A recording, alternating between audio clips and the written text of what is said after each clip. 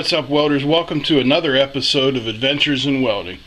Today, in my secret underground lair located somewhere deep beneath the sprawling metropolis of Toronto, Ohio, we are going to build this. Well, you really can't see what I'm pointing at up there, can you? Okay, it says welding card. And here is my slightly mechanical drawing of one. It is going to be on the top shelf, 10 inches wide by 19 inches deep.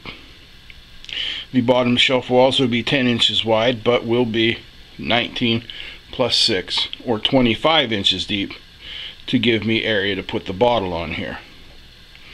We'll have some wheelie roly things there and some wheelie roly things there. This will all be made from that magical metal aluminum. This is 1 by 1 by 1/8 angle, and for the center I was going to use expanded metal, but instead we will use diamond plate. So we have 2 pieces by 25, 24 pieces by 24, 4 pieces by 10, 2 pieces by 19, for a total of 224 inches divided by 12, 18 3/4 feet. I bought 24 feet just to be safe. Then once we're all built up, we're going to build a little whip hanger accessory detail. So let's get started. Alright, our first step here is just marking out the pieces where we're going to cut them. I've measured each piece and I've allowed for a 1/16 inch gap on each side to account for the thickness of the metal. So using the straight edge and a square, we're just marking out the pieces. Going to cut them with a flap disc. One thing you're going to notice here is that I'm always cutting with the back part of the blade. You want to keep away from the front part of the blade. That's where it tends to grab, and that's where you're going to have trouble. Now I'm cutting out the 45-degree notches like we talked about in one of the previous videos on basic fabrication skills. Really not much to it. Again, using the cutoff disc. I might have said flap disc before. I don't know why I keep doing that. Again, cut with the back part of the blade. Keep away from the front part of the blade or it's going to grab the blade and it could shatter and it could cause serious bodily harm. But this stuff cuts like butter. I mean, there's really nothing to it. Nice powerful grinder, sharp disc. You're through it in a matter of seconds. So we do this for all of our pieces and then we'll put them together. I'm using the portable welding table sold by many brands. It has the 2 flip up sides that make the perfect 90-degree angle. So I've got my aluminum pieces clamped to those sides to hold everything just where I want it. If you remember the ABCs of welding, they are always be comfortable. So what you see me dicking around here trying to do is trying to find a position where I'm comfortable with everything that I want to do here. So until I find that, I'm going to keep moving things around. I know it might seem a little bit tedious in this video, but I want to show people who are new to welding that you can keep moving things and getting yourself into a better position until you're comfortable with what you're doing. Your welds are going to be better. Everything's going to be better. You're going to be happier. So remember, ABC.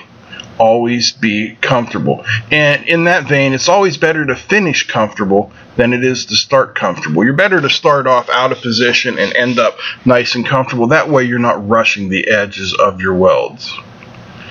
Now that we've got the outside pieces welded up, we're tacking in the first piece of diamond plate. This is a recovered piece, so it's a little dirty. That's why you're seeing some smoke. And we're just going to tack it into multiple spots. There's no reason whatsoever to overweld this.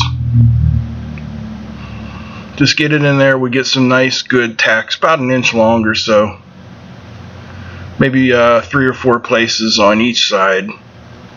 And that'll hold everything in place, making for a nice solid base to put the welder on. Alright, now we're going to get ready to cut out this second piece of diamond plate. And what I'm doing here is I'm switching the tips on my plasma cutter. I had done some 3/16 or half-inch steel previously, so I had my 40 amp drag tip on. In order to get the best cuts from your plasma cutter, you want to make sure that you match the tip to the material you're cutting. So since this is relatively thin aluminum, I'm going to use the 25 amp tip, pipe tip. So I'm switching out my consumables here to put in the ones that are necessary.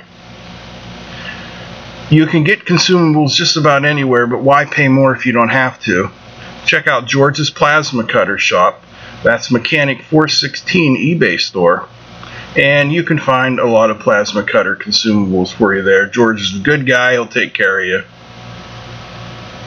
You see, we're going to put that smaller tip in there and get everything hunky-dory. Screw in the electrode. Give it a little bonage and torquage. Not too much. Put on the tip.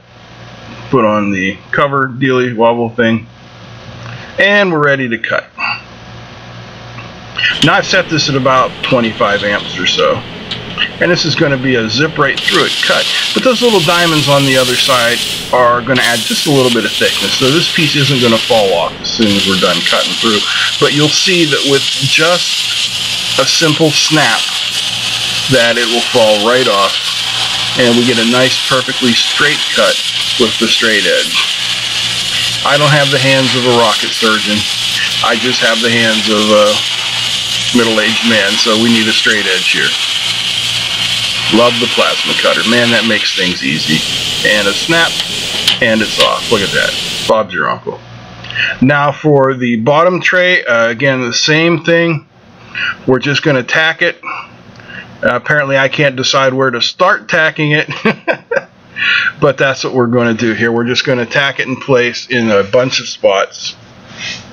Again, a complete weld out is absolutely not going to be necessary here.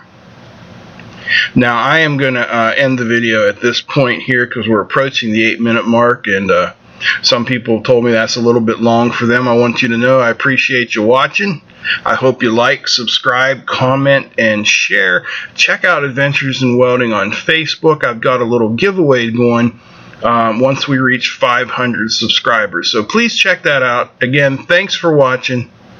I hope I see you again here next time. We'll finish up this welding cart build.